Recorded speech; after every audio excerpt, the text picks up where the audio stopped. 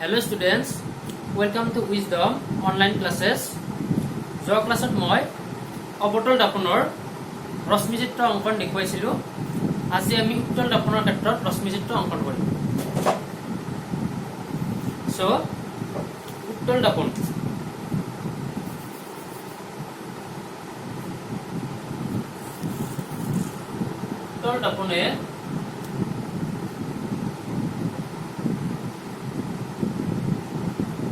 গঠন কৰা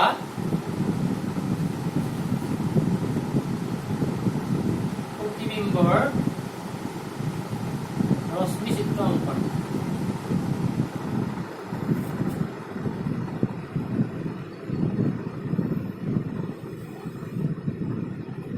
অবতল দাপনৰ ক্ষেত্ৰত আছিলে এখন অবতল দাপন। ফাৰ্ষ্ট অলপ অবতল দাপনৰ বিষয়ে কৈ লওঁ। অবতল দাপনৰ ক্ষেত্ৰত আছিলে যে পি এফ চি মুখ্য অক্ষৰ সমান্তৰালকৈ অহা ৰশ্মিবোৰ প্ৰতিফলনৰ পিছত ফকাছৰ মাজেৰে পাৰ হৈ যায়। উত্তল দাপনৰ ক্ষেত্ৰত অলপ বেলেগ, বাকীখিনি একে হয়। এখন উত্তল দাপনৰ নিয়মটো হ'ব, এইটো হৈছে ফকাছ, এইটো হৈছে কাচকেন্দ্ৰ। সো মুখ্য অক্ষৰ সমান্তৰালকৈ অহা ৰশ্মিবোৰ দাপনত প্ৰতিফলনৰ পিছত ফকাছৰ পৰা ওলাই অহা যেন লাগিব। এনেভাৱে দাপনত প্ৰতিফলিত হ'ব যাতে ই ফকাছৰ পৰা ওলাই অহা যেন লাগে। সো এই ক্ষেত্ৰত আছিলে মুখ্য অক্ষৰ অবতল দাপনৰ ক্ষেত্ৰত আছিলে মুখ্য অক্ষৰ সমান্তৰালকৈ অহা ৰশ্মিবোৰ প্ৰতিফলনৰ পিছত ফকাছৰ মাজেৰে পাৰ হৈ যায়। সো উত্তল দাপনৰ ক্ষেত্ৰত কি হ'ব, প্ৰতিফলিত ৰশ্মিটো এনেভাৱে প্ৰতিফলিত হ'ব যাতে ই ফকাছৰ পৰা ওলাই অহা যেন লাগে। সো উত্তল দাপনৰ ক্ষেত্ৰত দুটা কণ্ডিশ্যন আছিলে। ফাৰ্ষ্ট কণ্ডিশ্যন হৈছে লক্ষ্যবস্তু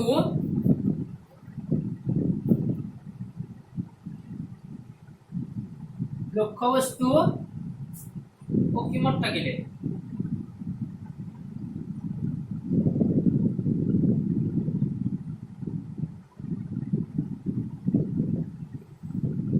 লক্ষ্যবস্তু অসীমত থাকিলে প্ৰতিবিম্ব স্থান, প্ৰতিবিম্বৰ প্ৰকৃতি, প্ৰতিবিম্বৰ আকাৰ কেনেকুৱা হ'ব তাৰ ৰশ্মিচিত্ৰ আঁকিম এতিয়া। ফাৰ্ষ্ট উত্তল দাপন এখন আঁকি লোৱা। এখন উত্তল দাপনৰ প্ৰতিফলন পৃষ্ঠখন বাহিৰলৈ বক্ৰ। ইয়াৰ এইটো পৃষ্ঠৰ পোহৰৰ ৰশ্মি প্ৰতিফলিত হ'ব।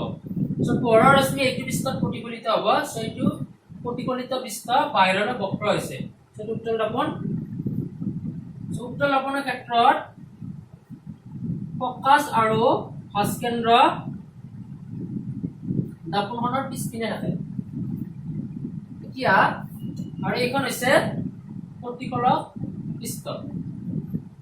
সো লক্ষ্যবস্তু অসীমত থাকিলে অসীমৰ পৰা লক্ষ্যবস্তু লৈ লোৱা।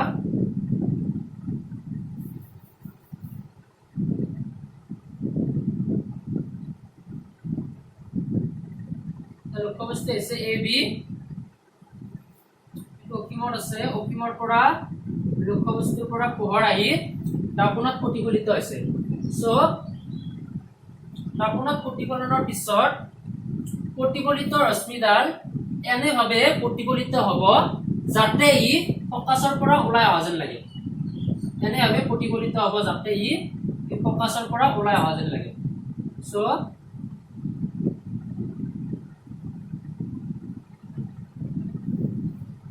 কেনেকুৱাভাৱে প্ৰতিফলিত হ'ব, মুখ্য অক্ষৰ সমান্তৰালকৈ আহিছে ৰশ্মিডাল, দাপনত প্ৰতিফলিত হৈছে। প্ৰতিফলিত হোৱাৰ পিছত এনেভাৱে প্ৰতিফলিত হ'ব যাতে ই ফকাছৰ পৰা ওলাই অহা যেন লাগে। আৰু ছেকেণ্ডটো হৈছে এইপিনে এটা লৈ লোৱা মুখ্য অক্ষৰ সমান্তৰালকৈ অহা ৰশ্মি এইডাল প্ৰতিফলিতৰ পিছত এইডাল ৰশ্মি প্ৰতিফলনৰ পিছত ইউ মুখ্য অক্ষৰ ইউ ফকাছৰ পৰা ওলাই অহা যেন লাগিব। তোমালোকে স্কেল ইউজ কৰিবা। সো ইয়াতে হাতেৰে এটি অলপ দিগদাৰ হয় সো এইটো ডাইৰেকশ্যনত যাব সো টোটাল ৰশ্মি ক'ত লাগিছে স্পিনে বঢ়াই দিয়াৰ পিছত এফত লাগিছে এফত লগ লাগিছে সো প্ৰতিবিম্ব স্থান এফত হ'ব সো লক্ষ্যবস্তু অসীমত থাকিলে প্ৰতিবিম্বৰ স্থান ক'ত হ'ব প্ৰতিবিম্বৰ স্থান ক'ত হ'ব তাৰ পিছত আছে প্ৰতিবিম্বৰ আকাৰ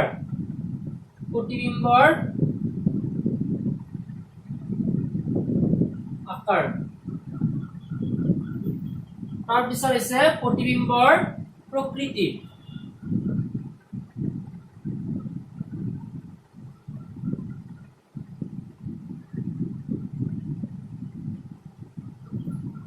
সো ইয়াতে চাই লোৱা উত্তল দাপনৰ ক্ষেত্ৰত প্ৰতিফলিত ৰশ্মি দুডাল কটাকটি কৰা নাই সো এই ৰশ্মি দুডাল কটাকটি কৰা যেন লাগিছে ক'ত লাগিছে এফৰ কটাকটি কৰা যেন লাগিছে সো প্ৰতিবিম্বটো ইয়াতে গঠন হ'ব এফত প্ৰতিবিম্ব স্থান লিখিবা ফকাছত প্ৰতিবিম্ব স্থান ক'ত হ'ব ফকাছত আৰু এইখন দাপনৰ সন্মুখৰ পিন এইখন পিছপিনে সো ফকাছৰ দাপনৰ পিছপিনে দাপনৰ পিছফালে প্ৰতিবিম্বটো গঠিত হ'ব প্ৰতিবিম্বৰ আকাৰ প্ৰতিবিম্বটো কেনেকুৱা আকাৰৰ হ'ব এটো আছিল ইমান ডাঙৰ সো ইয়াতে বিন্দু আকাৰ হৈছে ইয়াতে গঠিত হৈছে সো প্ৰতিবিম্বৰ আকাৰ অতিশয় সংকুচিত মানে সৰু আৰু ক'ব পাৰো বিন্দু আকাৰৰ কেনেকুৱা আকাৰৰ বিন্দু আকাৰৰ এটা পইণ্টৰ নিচিনা হৈছে এইটো প্ৰতিবিম্বৰ প্ৰকৃতি যেহেতু প্ৰতিবিম্বটো আচলতে লগ লগা নাই প্ৰতিফলিত ৰশ্মিৰ আচলতে লগ লগা নাই কিন্তু আমি বঢ়াই দিয়াৰ পিছত পিছপিনে বঢ়াই দিয়াৰ পিছত লগ লগা যেন লাগিছে সো প্ৰতিবিম্বৰ প্ৰকৃতি কি হ'ব অখড হ'ব প্ৰতিবিম্বৰ প্ৰকৃতি কি হ'ব অখড আৰু অখড হ'লে থিয় হয় সো প্ৰতিবিম্বৰ প্ৰকৃতি হ'ব অখড আৰু থিয় তোমালোকে চাই লোৱা এইটো বুজি পাইছা নে নাই অৱতল লবনৰ নিচিনাই জাষ্ট এইটো ফকাছৰ পৰা ওলাই অহা যেন লাগিব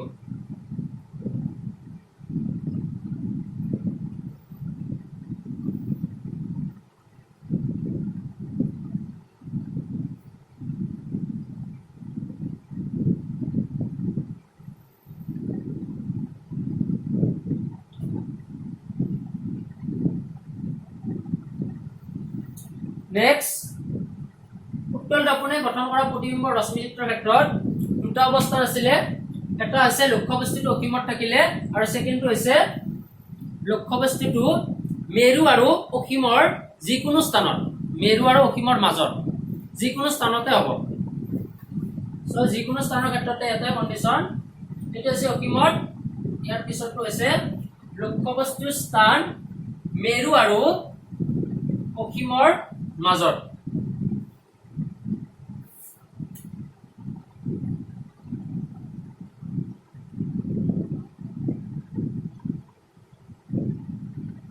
লক্ষ্যবস্তু স্থান মেৰু আৰু অসীমৰ মাজত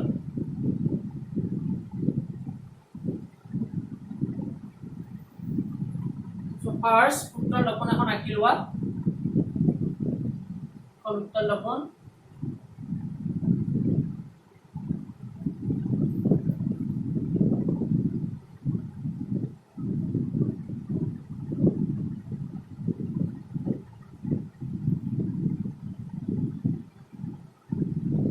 হৈছে মেৰু পি তাৰপিছত এইপিনে ৰাখিব ফকাছ এফ আৰু সি ফাৰ্ষ্ট কেন্দ্ৰ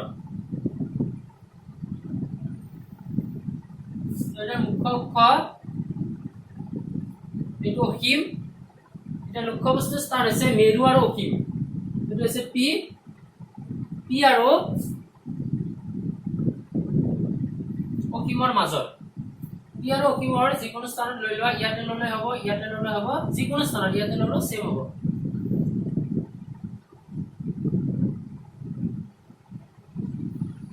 লক্ষ্যবস্তু লৈ ললো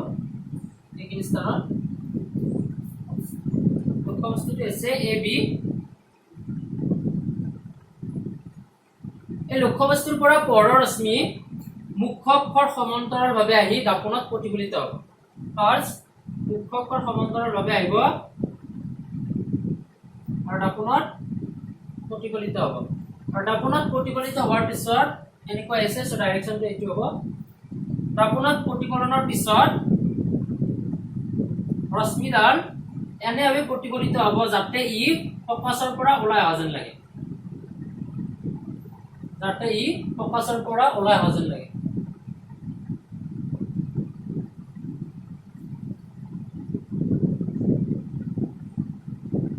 তাৰপিছত লক্ষ্যবস্তুৰ পৰা আপতিত পোহৰৰ ৰশ্মি এইবাৰ ভাস্কেন্দ্ৰৰ মাজেৰে যাব সো ভাস্কেন্দ্ৰৰ মাজেৰে এনেভাৱে যাব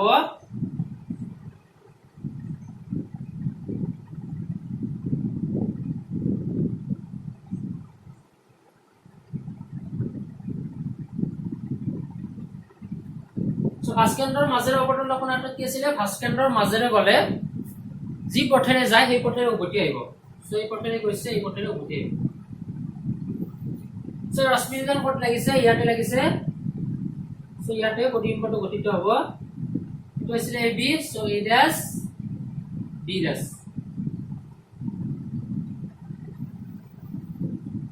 সো এটা কি লিখিবা প্ৰতিবিম্বৰ স্থান কি হ'ব প্ৰতিবিম্বৰ স্থান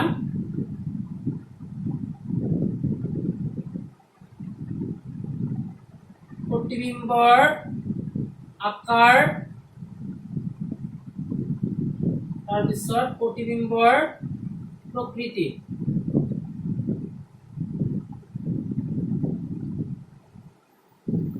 দেখুৱা ৰশ্মিডাল ক'ত কটাকটি কৰা যেন লাগিছে ইয়াতে সো প্ৰতিবিম্ব স্থান ক'ত হ'ব এইটো পইণ্ট আছে এফ এইটো আছে টি আৰু এফৰ মাজত টি মানে মেৰু এফ মানে ফকাছ সো প্ৰতিবিম্ব স্থান ফকাছ আৰু মেৰুৰ মাজত প্ৰতিবিম্ব স্থান ফকাছ আৰু মেৰুৰ মাজত আৰু কোনপিনে দাপোণৰ পিছফালে ইয়াত লিখিবা দাপোণৰ পিছফালে তাৰপিছত আছে প্ৰতিবিম্বৰ আকাৰ কেনেকুৱা হ'ব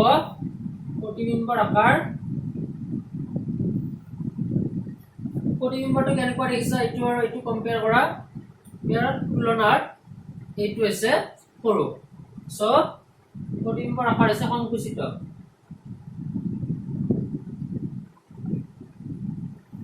তাৰপিছত প্ৰতিবিম্বৰ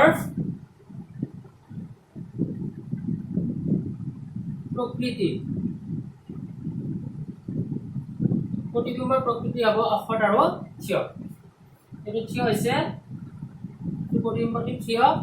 সো অখত আৰু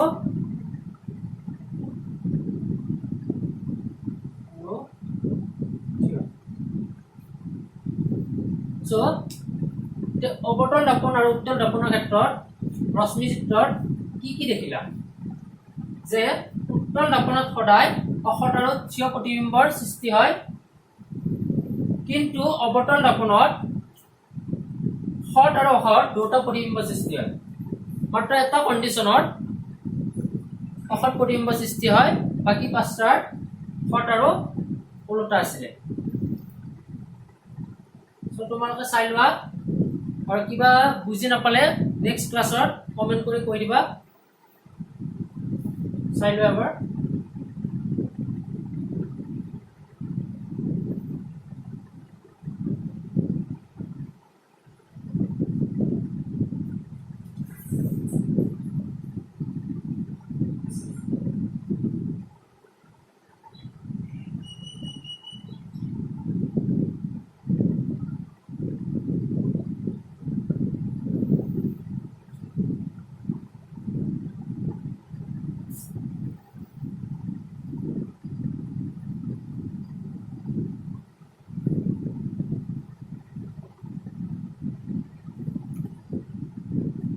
নেক্সট অবতল দাপনৰ ব্যৱহাৰ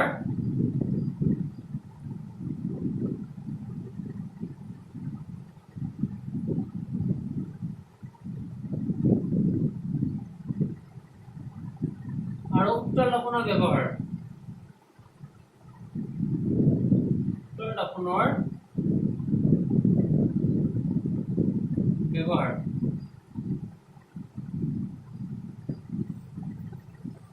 অবতল দাপন ক'ত ব্যৱহাৰ কৰা হয় আৰু উত্তল দাপন ক'ত ব্যৱহাৰ কৰা হয়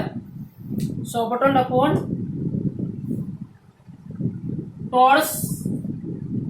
টৰ্চৰ ক্ষেত্ৰত টৰ্চত যিখন দাপন ব্যৱহাৰ কৰা হয় সেইখন হৈছে অবতল দাপন চাৰ্জ লাইট তাৰপিছত গাড়ীৰ হেডলাইটৰ অবতল দাপন ব্যৱহাৰ কৰা হয় দন্ত চিকিৎসকসকলে ৰোগীৰ দাঁতৰ প্ৰতিবিম্বটো ডাঙৰকৈ দেখিবলৈ অবতল দাপন ব্যৱহাৰ কৰে অবতল দাপনে একমাত্ৰ দাপন যিখনে থিয় আৰু বিবৰ্ধিত প্ৰতিবিম্বৰ সৃষ্টি কৰে অসৎ থিয় আৰু বিবৰ্ধিত প্ৰতিবিম্ব সৃষ্টি কৰে কিন্তু উত্তল দাপনে থিয় আৰু অসৎ প্ৰতিবিম্ব সৃষ্টি কৰে কিন্তু প্ৰতিবিম্বটোৰ আকাৰ সৰু হয় সো ডাঙৰকৈ দেখিবলৈ দন্ত চিকিৎসকসকলে অবতল দাপনৰ ব্যৱহাৰ কৰে তাৰপিছত দাঢ়ি খুৰোৱাবলৈ যিখন দাপন ব্যৱহাৰ কৰা হয় সেইখন হৈছে অবতল দাপন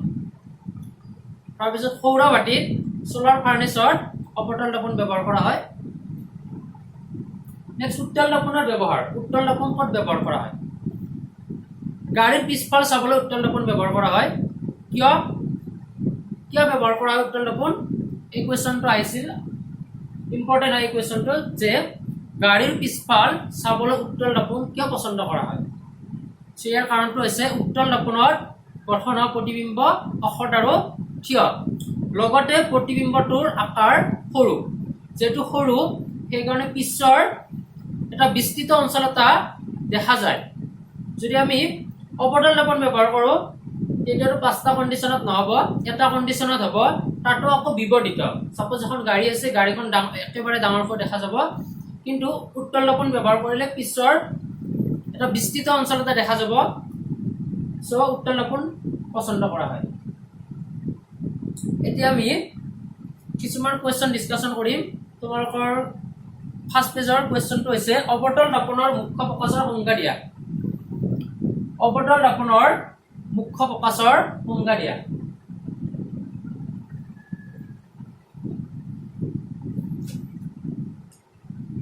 Question number 1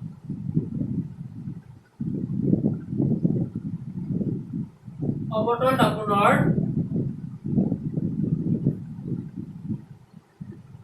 মুখ্য ফকাছৰ সংজ্ঞা দিয়া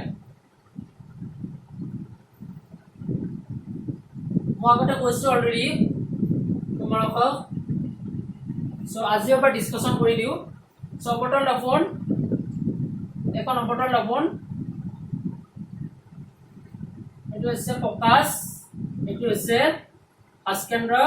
এটো হৈছে মেৰু সো মুখ্য অক্ষৰ সমান্তৰালভাৱে অহা ৰশ্মিবোৰ প্ৰতিফলনৰ পিছত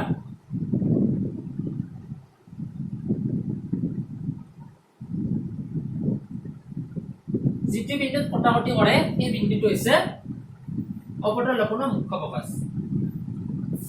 এৰ মুখ্য অক্ষ ইয়াৰ সমান্তৰাল ৰশ্মি এডাল এনেকৈ আছে দাপনত প্ৰতিফলিত হৈছে প্ৰতিফলিত হোৱাৰ পিছত এনেভাৱে প্ৰতিফলিত হৈছে সো আৰু এডাল মুখ্য অক্ষৰ সমান্তৰাল ৰশ্মি এডাল এনেকৈ আছে দাপনত প্ৰতিফলনৰ পিছত ইয়াৰ মাজেৰে পাৰ হৈ গৈছে সো এই দুডাল ৰশ্মিয়ে প্ৰতিফলনৰ পিছত এই বিন্দুটোত লগ লাগিছে সো যিটো বিন্দুত লগ লাগে সেই বিন্দুটো হৈছে মুখ্য ফকাস এটো অবতল দাপনৰ ক্ষেত্ৰত সো কি লিখিবা অবতল দাপনৰ মুখ্য ফকাছৰ সংজ্ঞা দিয়া লিখিবা অবতল দাপনৰ ক্ষেত্ৰত যেটো অবতল দাপনখন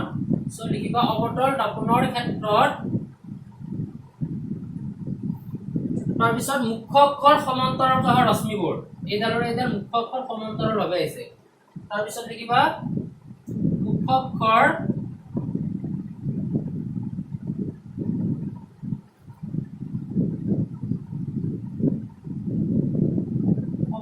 সন্মুখলৈ অহা ৰশ্মিবোৰ প্ৰতিফলনৰ পিছত এই দুইডাল ৰশ্মি মুখ্য অক্ষৰ সমান্তৰালভাৱে আহিছে পিছত আপোনাক প্ৰতিফলিত হৈছে প্ৰতিফলনৰ পিছত কি লিখিবা প্ৰতিফলনৰ পিছত যেতিয়া আপোনাক পৰিব পৰ ৰশ্মি প্ৰতিফলিত হ'ব প্ৰতিফলিত হোৱাৰ পিছত মুখ্য অক্ষৰ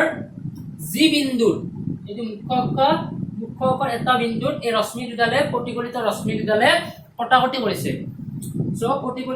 প্ৰতিফলনৰ পিছত মুখ্য অক্ষৰ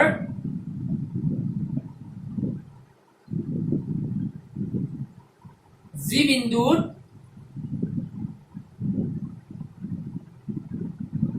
লগ লাগি কটাকটি কৰে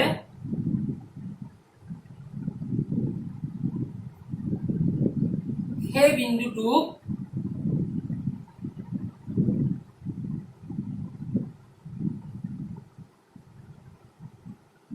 অৱতল দাপোনৰ দাপোনখন হৈছে অৱতল দাপোন সো অৱতল দাপোনৰ মুখ্য ফকাচ বুলি কোৱা হয় ফকাচ বোলে চাই লোৱা তোমালোকে একেবাৰে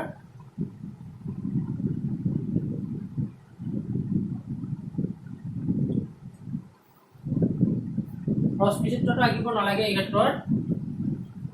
জাস্ট ডেফিনেশ্যনটো লিখা সংজ্ঞাটো লিখিবা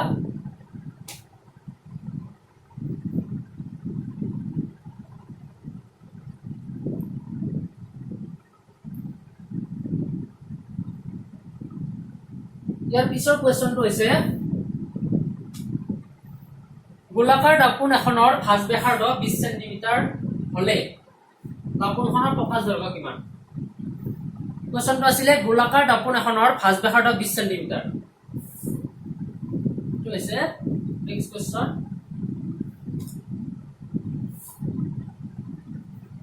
গোলাকাৰ দাপোন এখনৰ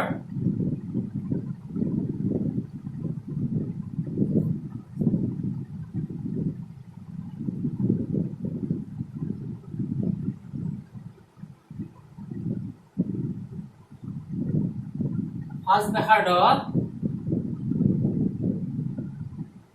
20 সেন্টিমিটাৰ কি উলিয়াব দিছে ইয়াৰ ফকাচ দৈৰ্ঘ্য কিমান ইয়াৰ ফকাচ দৈৰ্ঘ্য কিমান এটো উলিয়া সেটো তোমালোকক কি কৈছিলো এটা সম্পৰ্ক আছিল ভাঁজ ব্যাসাৰ্ধ আৰু ফকাচ দৈৰ্ঘ্যৰ মাজৰ এটা সম্পৰ্ক আছিল ভাঁজ ব্যাসাৰ্ধ r twice f ভাঁজ ব্যাসাৰ্ধ ফকাচ দৈৰ্ঘ্যৰ দুগুণ সো দিয়া আছে লিখিবা দিয়া আছে given ভাঁজ ব্যাসাৰ্ধ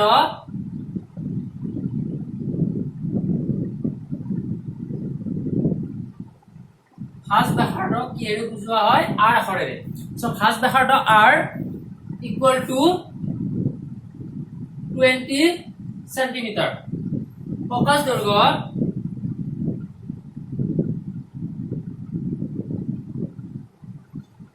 f small f equal to what focus দৈর্ঘ্য আমি উলিয়াম সো ভাঁজ ব্যাসাৰ্ধ দিয়া আছে উলিয়াব লাগে ফকাস দৈৰ্ঘ্য সো এটা সম্পৰ্ক আছিল সম্পৰ্কটো গম পোৱা সো লিখিব পৰা আমি জানো যে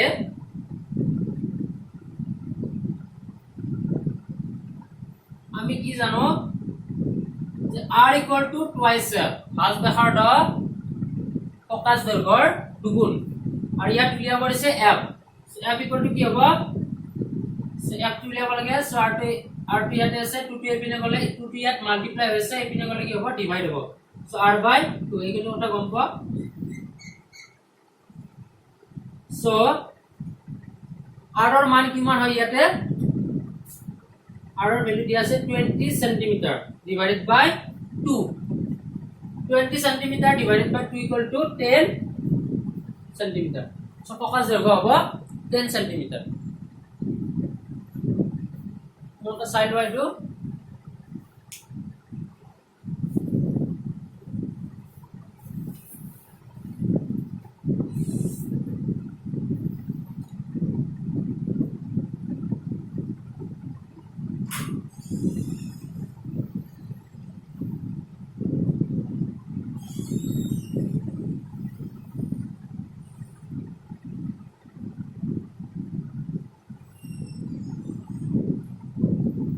হৈছে ইয়াৰ পিছৰ কোৱেশ্চনটো হৈছে এখন দাপোনৰ নাম কোৱা যিখনে থিয় আৰু বিপৰীত প্ৰতিবিম্ব গঠন কৰে কোৱেশ্চনটো আছিলে এখন দাপোনৰ নাম কোৱা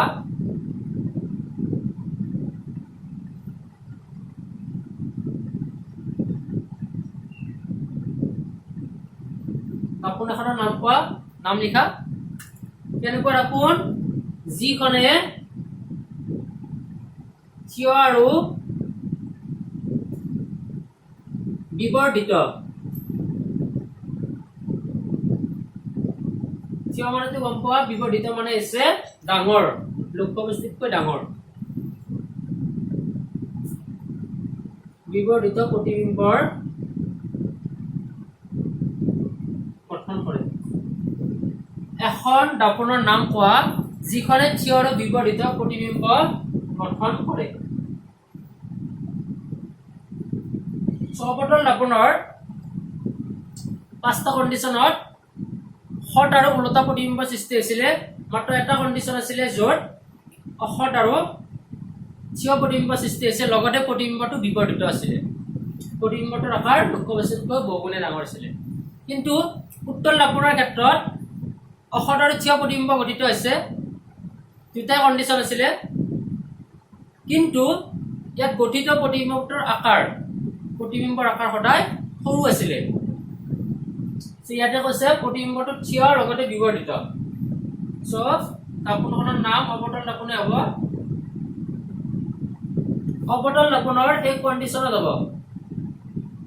অৱতল দাপোন কিন্তু উত্তল দাপোনে থিয় প্ৰতিবিম্ব সৃষ্টি কৰে কিন্তু প্ৰতিবিম্বটো বিপৰীত নহয় প্ৰতিবিম্বটো সংকুচিত দুটা কণ্ডিশ্যনতে দাপোনখনৰ নাম হ'ব অৱতল দাপোন চাই লোৱা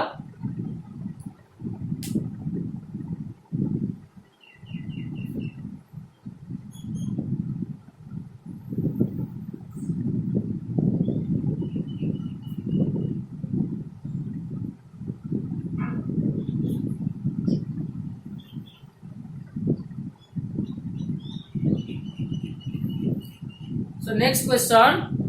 গাড়ীৰ পিছলৈ চোৱা দাপোন হিচাপে উত্তল দাপোন কিয় পছন্দ কৰা হয়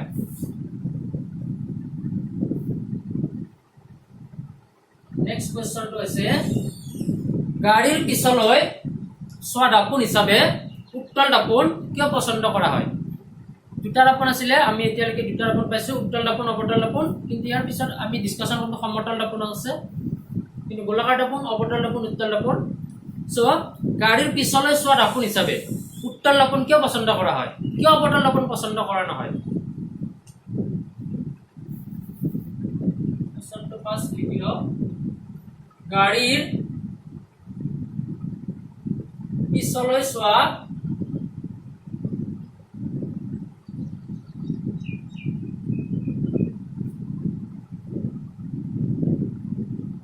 দাপোন হিচাপে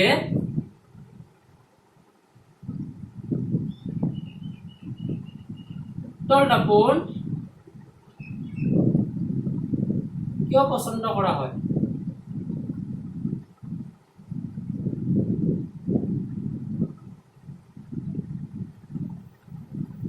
গাড়ীৰ পিছলৈ চোৱা দাপোন হিচাপে উত্তল দাপোন কিয় পছন্দ কৰা হয় সেন্সৰটো কি লিখিবা প্ৰথমতে ইয়াৰ পৰা বনাবা গাড়ীৰ পিছলৈ চোৱা দাপোন হিচাপে উত্তল দাপোন পছন্দ কৰা হয় কাৰণটো কি হ'ব উত্তল দাপোনে গঠন কৰা প্ৰতিবিম্ব অহট আৰু থিয় কিন্তু ইয়াতে এতিয়া কোৱেশ্চন আহিব কি অৱতল দাপোনে গঠন কৰা প্ৰতিবিম্ব অহট আৰু থিয় নহয় নেকি সো অৱতল দাপোনে মাত্ৰ এটা কণ্ডিশ্যনত অহট আৰু থিয় প্ৰতিবিম্ব গঠিত কৰিব সেইটো আছিলে যেতিয়া লক্ষ্যবস্তুটো মেৰু আৰু ফকাছৰ মাজত থাকে তেতিয়াহে। সো কিন্তু উত্তল দৰ্পণৰ ক্ষেত্ৰত যিকোনো কণ্ডিশ্যনতে থিয় লগতে সৰু সৰু হ'ব লাগিব, কাৰণ গাড়ীৰ পিছফালে চাবলৈ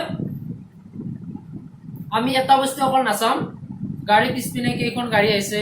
সাপোজ অলপ দূৰলৈকে চোৱাৰ বাবে সুবিধা হ'ব উত্তল দৰ্পণ ব্যৱহাৰ কৰিলে। লিখা এতিয়া আছে, ইয়াৰ পৰা লিখিবা গাড়ীৰ পিছলৈ, এইখিনি ইয়াৰ পৰা লিখিবা পচন্দ কৰা হৈলৈকে।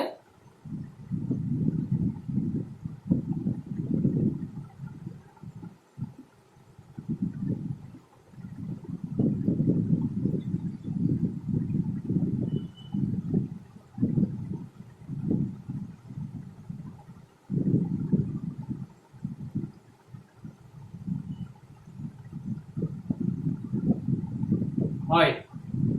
কি কাৰণ? কাৰণ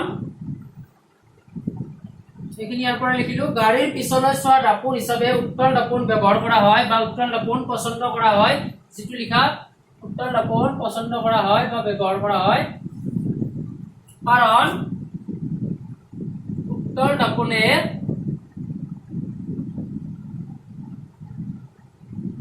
সদায়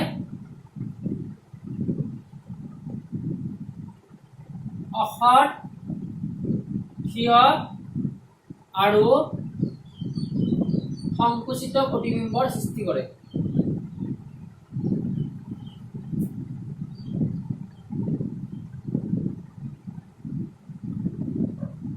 প্ৰতিবিম্বৰ গঠন কৰে।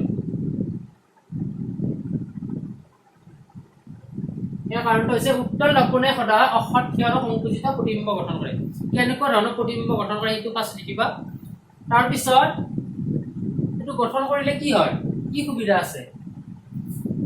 সেইবাবে গাড়ী চালকজনে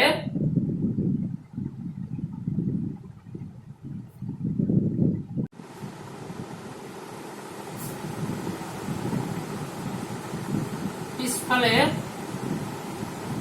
এটা বিস্তৃত অঞ্চল চাই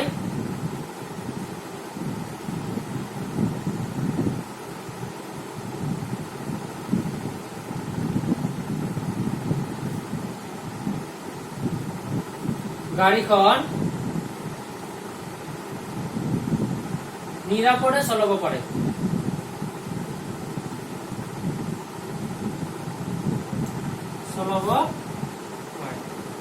এইখিনি প্ৰথম লিখিবা, কেনেকুৱা ধৰণৰ প্ৰতিবিম্ব গঠন কৰে? অসৎ, থিয় আৰু সৰু, বিবৰ্ধিত নহয়, এইটো আছিলে সংকুচিত সৰু। আৰু সেইবাবে কি হয়, যিহেতু সৰু হয়, যিহেতু থিয় হয়, সেইবাবে গাড়ী চালকজনে পিছফালে এটা বিস্তৃত অঞ্চল চাই, পিছফালৰ অঞ্চলটো দেখা পাব, গাড়ী চলাই থাকিব, পিছপিনে দেখিব গাড়ী আহিছে, চাই পিনে নিৰাপদে চলাব পাৰিব। কেনেকৈ কাটি দিব লাগে এইটো জানিব।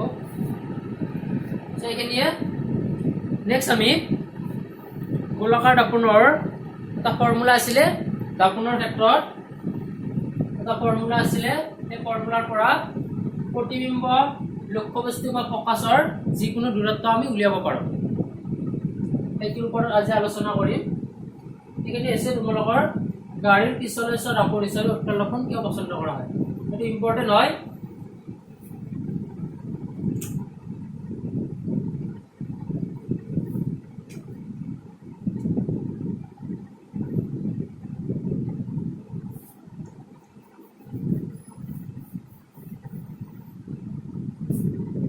নেক্সট টপিকটো হৈছে গোলাকাৰ দাপোনৰ সমীকৰণ।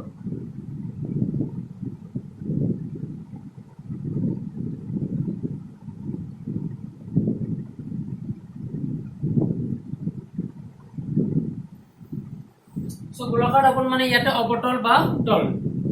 যিকোনো এটা হ'ব পাৰে। অবতল বা উত্তল দাপোনৰ ক্ষেত্ৰত এটা সমীকৰণ আছে, সেই সমীকৰণটো আমি লিখিম এতিয়া। তাৰ আগতে সমীকৰণটো লিখাৰ আগতে কেনেকুৱা টাৰ্ম, তাৰ নাম কি হয়, যেনে সমীকৰণটো হৈছে 1/u + 1/v = 1/m। ইয়াতে u কি হয়, v কি হয়, f টো পাইছে অলৰেডি, এটা হৈছে প্ৰকাশ দৈৰ্ঘ্য মেৰুৰ পৰা মুখ্য প্ৰকাশৰ মাজৰ দূৰত্বক প্ৰকাশ দৈৰ্ঘ্য বোলে কিন্তু ইউ আৰু ভি কি তাৰ ওপৰত ফাৰ্ষ্ট আলোচনা কৰিম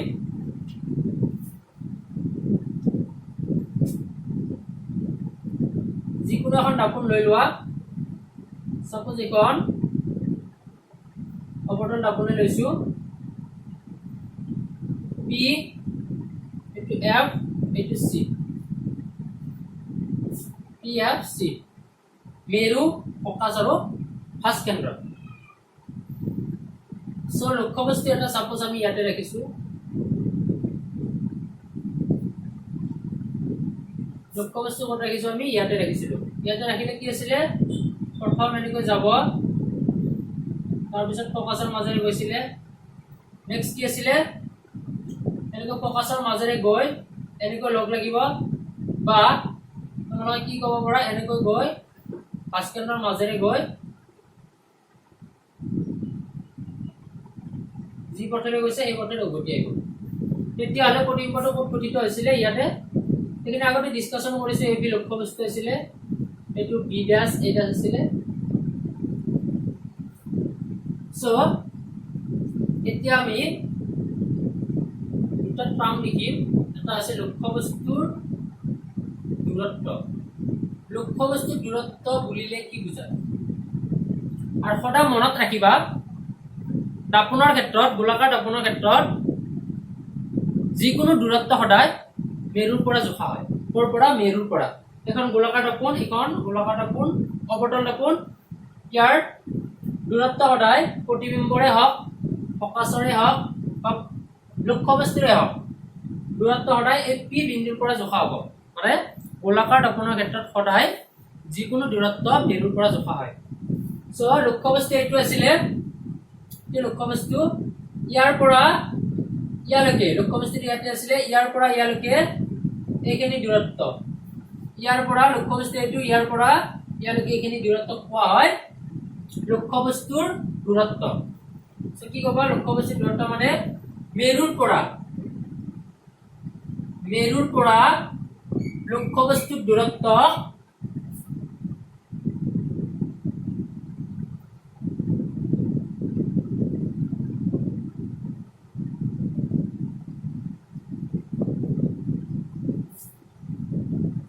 মেৰুৰ পৰা লক্ষ্যবস্তুৰ দূৰত্ব বোলে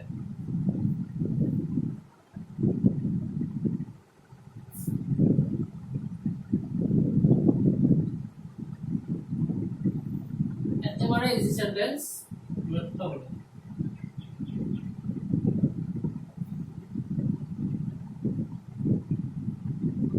সো ইয়াতে লক্ষ্যবস্তুৰ দূৰত্ব ইয়াতে লিখিব পৰা লক্ষ্যবস্তুৰ দূৰত্ব তোৰ লগাই দিবা মেৰুৰ পৰা লক্ষ্যবস্তুৰ দূৰত্ব বোলে তাৰ পিছত হৈছে আৰু ইয়াতে এটা বস্তু লিখিবা ইয়াক ইউ আখৰেৰে বুজোৱা হয়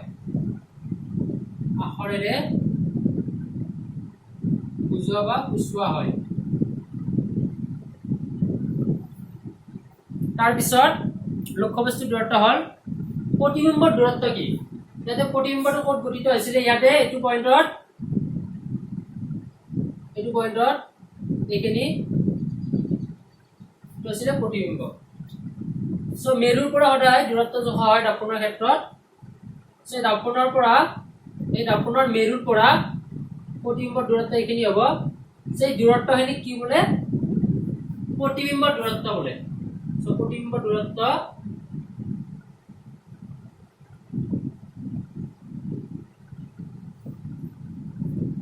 দেখিবা মেৰুৰ পৰা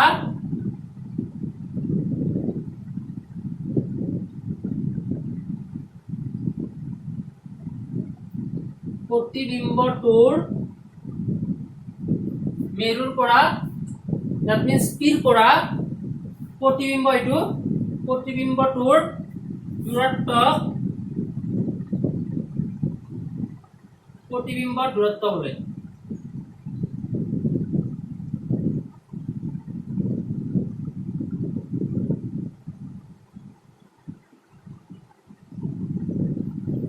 আৰু ইয়াক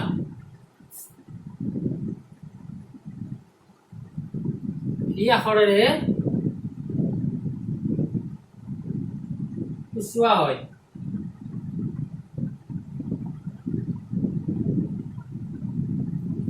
তাৰপিছত আছিলে এফ, স্মল এফ আগতে পাইছে তোমালোকে। সো স্মল এফ মানে আছিলে ফকাস দৈৰ্ঘ্য। ফকাস দৈৰ্ঘ্য কি হয়? মেৰুৰ পৰা মুখ্য ফকাসৰ মাজৰ দূৰত্ব ফকাস দৈৰ্ঘ্য বোলে। সো এইটো নিলিখো আকৌ, এতিয়া লিখিম আমি গোলাকাৰ দাপোনৰ সমীকৰণটো হৈছে গোলাকাৰ দাপোনৰ সমীকৰণটো হৈছে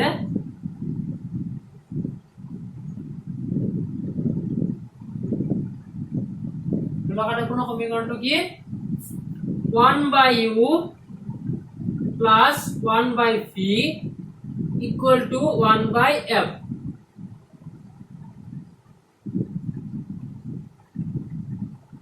1/u plus 1/v equal to 1/f. u মানে হৈছে লক্ষ্যবস্তুৰ দূৰত্ব, v মানে হৈছে প্ৰতিবিম্বৰ দূৰত্ব আৰু স্মল f মানে হৈছে ফকাস দৈৰ্ঘ্য। এই সমীকৰণটো মনত ৰাখিবা, ইম্পৰ্টেন্ট হয়। ইয়াৰ পৰা যিকোনো মেথছ আহিব পাৰে, অৱতৰণ দাপোনতে হওক বা উত্তৰণ দাপোনতে হওক। এই ফৰ্মুলাটো ব্যৱহাৰ কৰি তোমালোকে লক্ষ্যবস্তু স্থান বা প্ৰতিবিম্ব স্থান উলিয়াব পাৰিবা।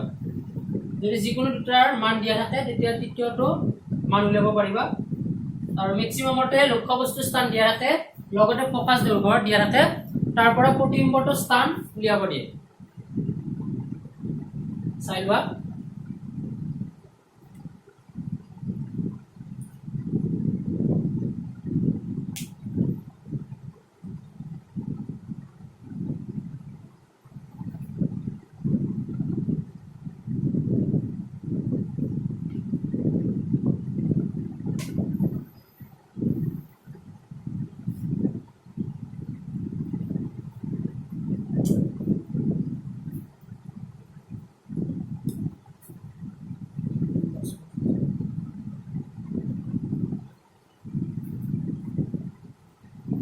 হৈছে এইটো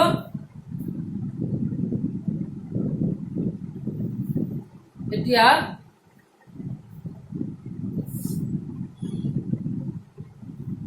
নেক্সট টপিকলৈ যাও।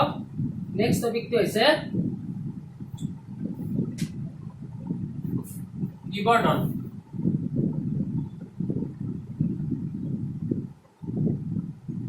বিবৰ্ধন সো বিবৰ্ধন মানে কি বুজা? নেক্সট হৈছে বিবৰ্ধন। বিবৰ্ধন মানে কি বুজা?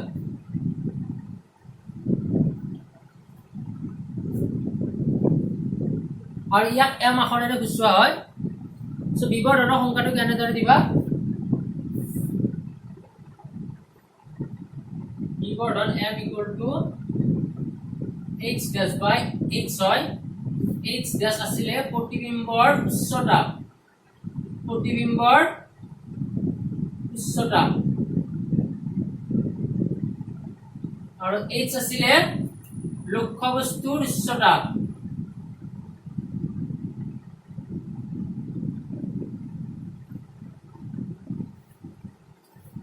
এতিয়া ডেফিনেশনটো কেনেদৰে দিবা? যে প্ৰতিবিম্বৰ উচ্চতা আৰু লক্ষ্যবস্তুৰ উচ্চতাৰ অনুপাতক যেতিয়া আনিব লাগিব ডিভাইড, তেতিয়া আমি কি হ'ব পাৰো? ৰেচিও, অনুপাত। সো প্ৰতিবিম্বৰ উচ্চতা আৰু লক্ষ্যবস্তুৰ উচ্চতাৰ অনুপাতক বিবৰ্ধন বোলে।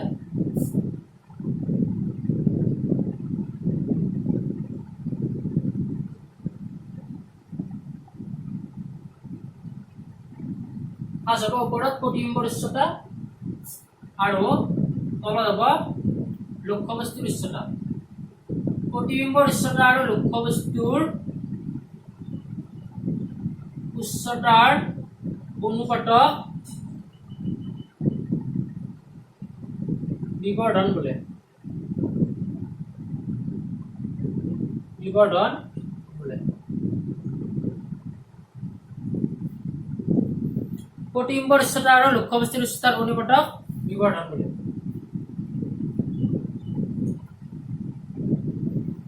নেক্সট m equal to আছিলে মাইনাস ভি বাই ইউ এই ফর্মুলা এটা মনে রাখিবা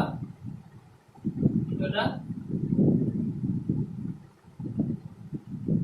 h ড্যাশ মানে প্রতিবিম্ব উচ্চতা h মানে লক্ষ্য বস্তুর উচ্চতা তার লেটার হিসাবে মনে রাখিবা m = h ড্যাশ বাই h আৰু m হৈছে মাইনাস v বাই u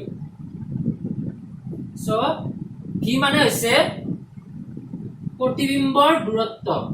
v মানে হৈছে প্ৰতিবিম্বৰ দূৰত্ব অলপ আগতে পাইছা প্ৰতিবিম্বৰ দূৰত্ব মেৰুৰ পৰা প্ৰতিবিম্বৰ দূৰত্ব বোলে আৰু ইয়াক v আখৰেৰে সূচোৱা হয় সো v মানে হৈছে প্ৰতিবিম্বৰ দূৰত্ব আৰু u মানে হৈছে লক্ষ্য বস্তুৰ দূৰত্ব u মানে হৈছে লক্ষ্য বস্তুৰ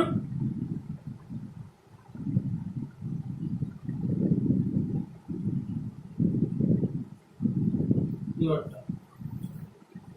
সো বিপৰীত সংখ্যা এনেদৰে দিব পৰা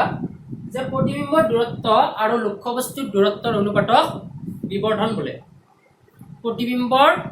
আগত আছিলে প্ৰতিবিম্বৰ উচ্চতা আৰু লক্ষ্য বস্তুৰ উচ্চতা এতিয়া লিখিব পাৰা প্ৰতিবিম্বৰ দূৰত্ব আৰু লক্ষ্য বস্তুৰ দূৰত্বৰ অনুপাতক বিবৰ্ধন বোলে প্ৰতিবিম্বৰ দূৰত্ব আৰু লক্ষ্য বস্তুৰ দূৰত্বৰ অনুপাতক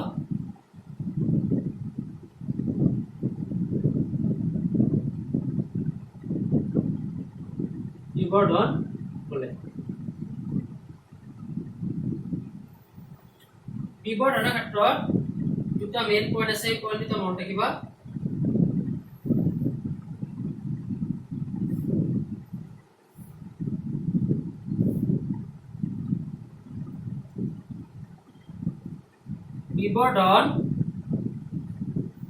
বিবৰ্ধন যদি ঋণাত্মক হয় ঋণাত্মক হলে প্ৰতিবিম্বটো বিবৰ্ধন ঋণাত্মক হলে প্ৰতিবিম্বটো অসৎ হ'ব ঋণাত্মক হলে সৎ হ'ব ঋণাত্মক হলে সৎ আৰু ওলোটা হ'ব আৰু এটি কেনেদৰে মনত ৰাখিবা এইটো মই কৈ দি আছো সৎ আৰু ওলোটা হ'ব আৰু সেকেন্ডটো হয় বিবৰ্ধন ধনাত্মক হলে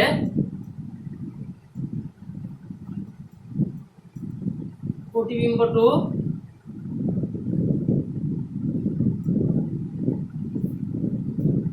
অসৎ আৰু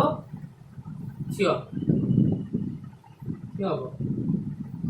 এইটো তোমালোকে এনেভাৱে মনত ৰাখিবা এডাল এক্সিস x আৰু x ড্যাশ x অক্ষ আৰু এইটো হৈছে y অক্ষ এইটো o এইটো y ড্যাশ সো এইপিনে হয় ডিসটেন্স টু পজিটিভ প্লাস আৰু এইপিনে হয় ডিসটেন্স টু নেগেটিভ মাইনাস ঋণাত্মক আৰু ওপৰৰ পিনে y দিশত হয় সদায় প্লাস তোমালোকে গম পোৱা এইটো স্থানাঙ্ক জ্যামিতিত পাইছা এইপিনে হয় মাইনাস সো বিবৰ্ধন ঋণাত্মক হলে এইপিনে ৰাখিব এইপিনে থকা মানে দাপোনখনৰ সন্মুখৰ পিনে থকা সো দাপোনৰ সন্মুখত থাকিলে সদায় কি হয় অপতন দাপোনৰ হাতত পাইছা প্ৰতিবিম্বটো সন্মুখৰ ফালে গঠিত হয় সৎ আৰু ওলোটা সো বিবৰ্ধন ঋণাত্মক হলে প্ৰতিবিম্বটো অসৎৰে থিয় হ'ব বিবৰ্ধন যদি ঋণাত্মক হয় প্ৰতিবিম্বটো এই পিনে গঠিত হ'ব দাপোনৰ পিছপিনে গঠিত হ'ব সো ধনাত্মক হলে সদায় অসৎ আৰু ঋণাত্মক হলে সদায় সৎ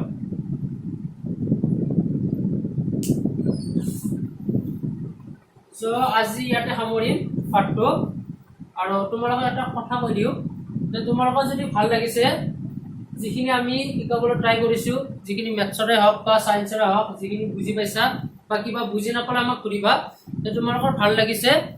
ভিডিঅ'টো লাইক কৰিবা শ্বেয়াৰ কৰিবা লগতে যদি চেনেলটো তোমালোকৰ ভাল লাগিছে সাবস্ক্ৰাইব কৰিবা অসমৰ চুকে কোণে এই মেছেজটো পঠাই দিবা যাতে সকলোৱে সুবিধাখিনি পায়। অ'কে, ইয়াতে সামৰিলোঁ।